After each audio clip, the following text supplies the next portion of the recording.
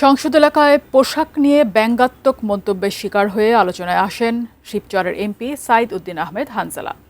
সম্প্রতি তার একটি ভিডিও সামাজিক মাধ্যমে ছড়িয়ে পড়ে, জানিয়ে রাজনৈতিক মহলে শুরু হয়েছে নানা আলোচনা। এই আলোচনার মধ্যেই ভাইরাল সেই ভিডিও নিয়ে নিজের অবস্থান জানিয়েছেন হানজালা। বিস্তারিত জানাচ্ছেন মেহেদি হাসান।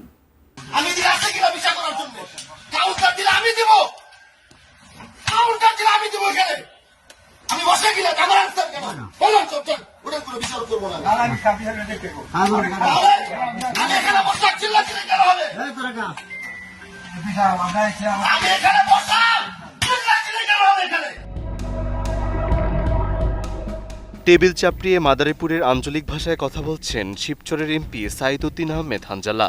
এমন একটি ভিডিও এখন সামাজিক যোগাযোগ মাধ্যমে ব্যাপকভাবে ছড়িয়ে পড়েছে। এরপর অনেকেই এমপির এই বক্তব্য ও আচরণ নিয়ে প্রশ্ন তুলেছেন। আর এসব আলোচনার মধ্যেই মন্তব্যটির ব্যাখ্যা দিয়েছেন হানজালা। ভাইরাল হওয়া প্রায় 1 মিনিটের ভিডিওতে দেখা যায় একটি সালিশ বৈঠকে উপস্থিত লোকজনকে ধমক দিচ্ছেন মাদারীপুর 1 আসনের সংসদ সদস্য।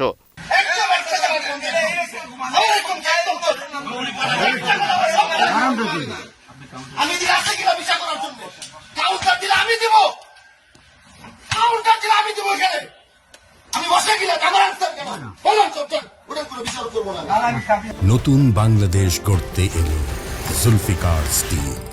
জুলফিকার স্টিল। স্থানীয়দের ভাষ্য অনুযায়ী গত 22 মে শিবচর উপজেলার দত্তপাড়া এলাকায় একটি পারিবারিক বিরোধকে কেন্দ্র করে এই সালিশ বৈঠক অনুষ্ঠিত হয়। বিরোধ মীমাংসার জন্য সেখানে দুই পক্ষের সদস্য, স্থানীয় গণ্যমান্য ব্যক্তি এবং এলাকার বাসিন্দারা উপস্থিত ছিলেন। সালিশ চলাকালে দুই পক্ষই নিজেদের বক্তব্য তুলে ধরছিল। তবে এক পর্যায়ে এক পক্ষের বক্তব্যের জবাবে অন্য পক্ষ কথা বলতে শুরু করলে পরিস্থিতি ধীরে ধীরে উত্তপ্ত হয়ে ওঠে। আর তখনই বৈঠকের পরিবেশ নিয়ন্ত্রণে রাখতে গিয়ে উত্তেজিত হয়ে পড়েন এমপি হানজালা।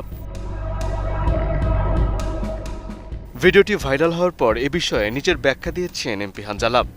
আমি একজন এমপি, আমি মনে করি না যে শব্দ সম্মানী ব্যক্তি, বিষয়টা এরকম না, কিন্তু আমি তো এলাকার একজন জনপ্রতিনিধি। আমি যখন একটা বিচারে বসবো তখন তো আশেপাশে যারা কথা বলবে, আমি বাক স্বাধীনতা দিয়েছি।